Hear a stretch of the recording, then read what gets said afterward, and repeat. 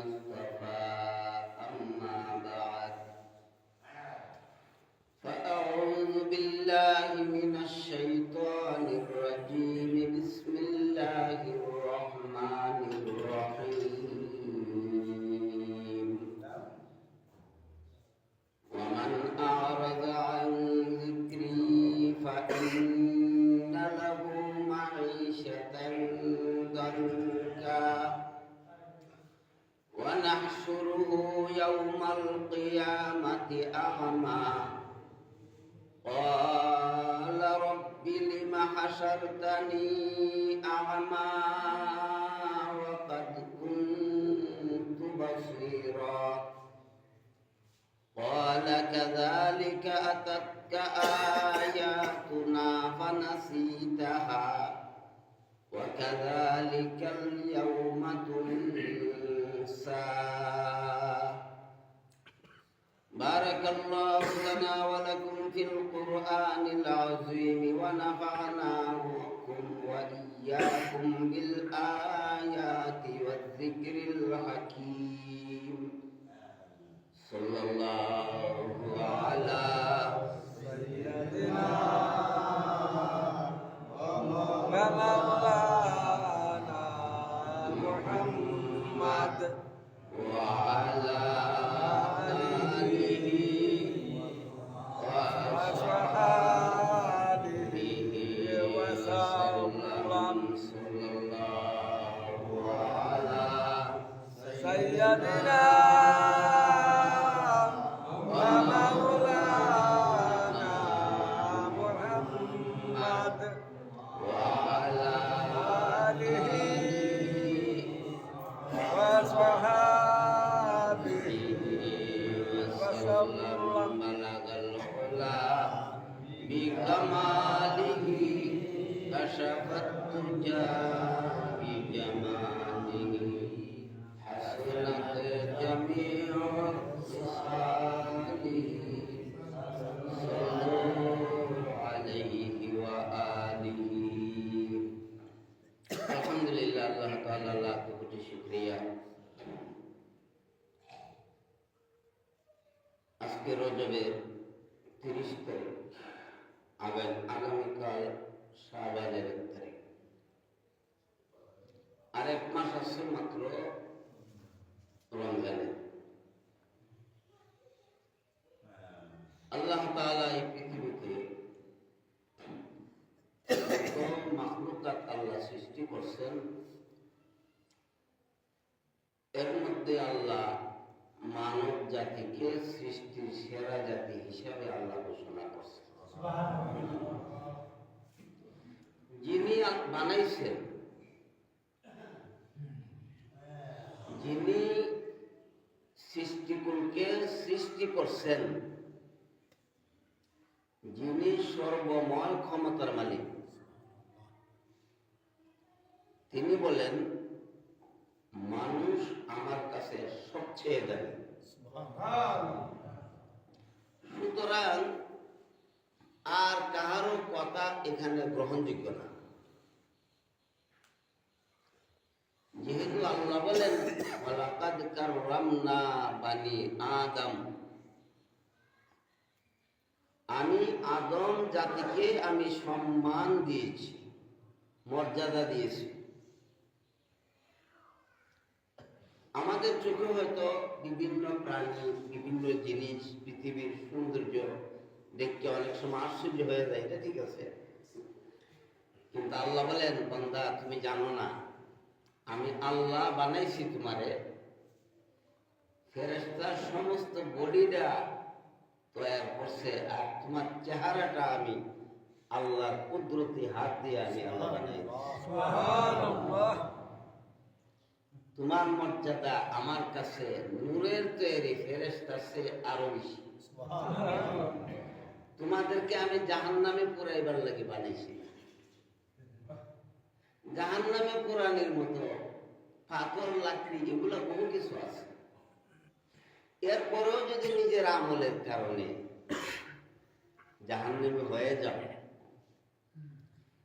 এটা যার যার ব্যক্তিগত ব্যাপার। এই দুনিয়ার জমিনটা আল্লাহ পরীক্ষার হল বানাইছে। আবার পরীক্ষার হলে কিভাবে লেখলে সফলতা আসবে, জান্নাতে যাওয়া যাবে, কিভাবে কাজ করলে, আমল করলে, লেখলে খাতার মধ্যে গোড়া ডিম পাওয়া যাবে, অর্থাৎ জাহান্নামে যাওয়া লাগবে, সবগুলি আল্লাহ বিস্তারিত বিবরণ 30 পারা কোরআন এবং নবীর হাদিসে বর্ণনা দিয়েই আল্লাহ দুনিয়াতে পাঠিয়েছে। এখন কে কোন রাস্তা গ্রহণ করবে এটা যার যার ব্যক্তিগত ব্যাপার। যেহেতু এটা পরীক্ষার হল, পরীক্ষার হলে যেমন ভাবে শিক্ষক ছাত্ররা কোনো শাসন করে না,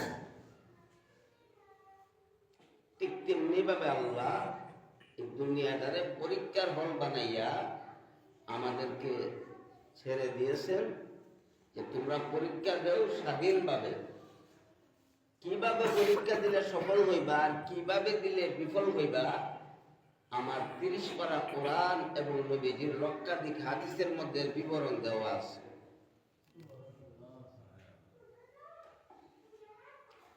আজকে আমি আপনাদের সামনে যে আয়াত তেলাওয়াত করছি সূরা তাহার 124, 25, 26 তিনটা আয়াত তেলাওয়াত করছি। এই আয়াতগুলির মধ্যে আল্লাহ বলেন হাসরের ময়দানে এক শ্রেণীর লোক তারা অন্ধ হয়ে উঠবে। অন্ধ কি হয়ে উঠবে? অন্ধ। তারা আল্লাহরে প্রশ্ন করব, আল্লাহ দুনিয়াতে তো চক্ষু ছিল, সবকিছু দেখতাম, আজকে অন্ধ কেন? কি অপরাধের কারণে অন্ধ হইলাম? এর জবাবে আল্লাহ চিন্তা একের মধ্যে আল্লাহ বলেন وَمَنْ أَعْرَضَ عَنْ ذِكْرِي فَإِنَّ لَهُ مَعِيشَةً ضَنكًا وَنَحْشُرُهُ يَوْمَ الْقِيَامَةِ أَعْمَى قَالَ رَبِّ لِمَ حَشَرْتَنِي أَعْمَى وَقَدْ كُنْتُ بَصِيرًا قَالَ كَذَلِكَ أَتَتْكَ آيَاتُنَا فَنَسِيتَهَا وَكَذَلِكَ الْيَوْمَ تُنْسَى। আল্লাহ বলেন যারা আমার জিকির থেকে গাফেল, মুখ ফিরিয়ে এনেছে। কে থেকে? জিকির কিতা সুবহানাল্লাহ, আলহামদুলিল্লাহ, লা ইলাহা ইল্লাল্লাহ, এটাই জিকির। আল্লাহ একে বলেন ইন্না নাহনু নাযালনা যিকরা ওয়া ইন্না লাহু লাহাফিজুন। আল্লাহ বলেন আমি আল্লাহ জিকির নাজিল করছি, আর এই জিকির হেফাজতের দায়িত্ব আমি আল্লাহর কুদরতি হাতে আমি নিয়ে নিয়েছি। সুবহানাল্লাহ। সমস্ত মুফাসসিরিনে কেরামের ঐক্যমতে এই জিকিরের দ্বারা হলো 30 পারা কোরআন। 30 পারা কি? কোরআন। আল্লাহ বলেন আমি জিকির নাজিল করছি, ইন্না নাহনু নাযালনা যিকরা, আমি আল্লাহ জিকির নাজিল করছি, অর্থাৎ 30 পারা কোরআন নাজিল করছি, আর কোরআনের হেফাজতের দায়িত্ব আমি আল্লাহর হাতে। এর প্রমাণ আপনি দেখেন, তাওরাত দেখেন, ইনজিল দেখেন, এরপরে জাবুর কিতাব দেখেন, আরো যত কিতাবাদি আছে দুনিয়াতে, কোন কিতাব কি সংরক্ষিত আছে? তাওরাতের একজন হাফেজ বের করতে পারবেন? ইনজিলের একজন বের করতে পারবেন? কিন্তু কোরআনকে আল্লাহ কিভাবে হেফাজত করছে দেখেন। পৃথিবীর কোন প্রান্ত থেকে যদি কোরআনের কোন একটা আয়াতকে অসম্মান করে, সারা বিশ্বে এর প্রতিবাদের ঝড় উঠতে যাবে। দেখি না, আর হেফাজতের আল্লাহর সিস্টেম দেখেন। আপনি সারা পৃথিবীর কোরআন জ্বালাইয়া ফুরাইয়া শেষ করতে পারবেন,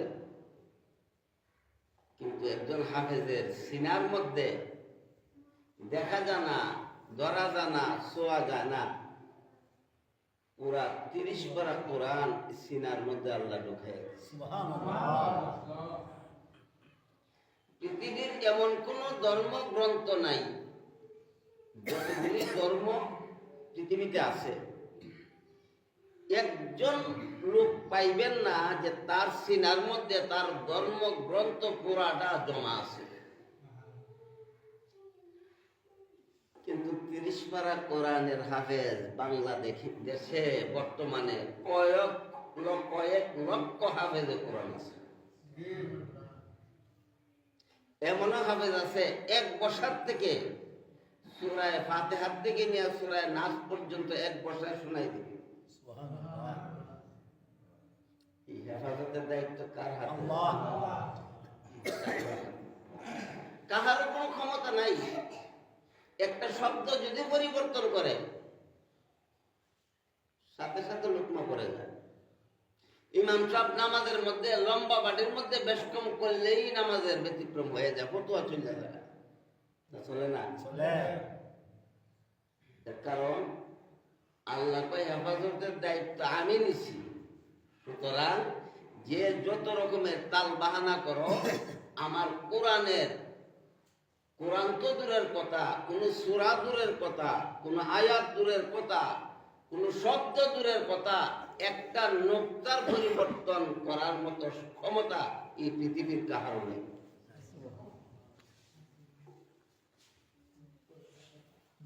কারণ এর জিম্মাদারি এবং হেফাজতের সম্পূর্ণ দায়িত্ব আল্লাহর হাতে নিয়ে গেছে।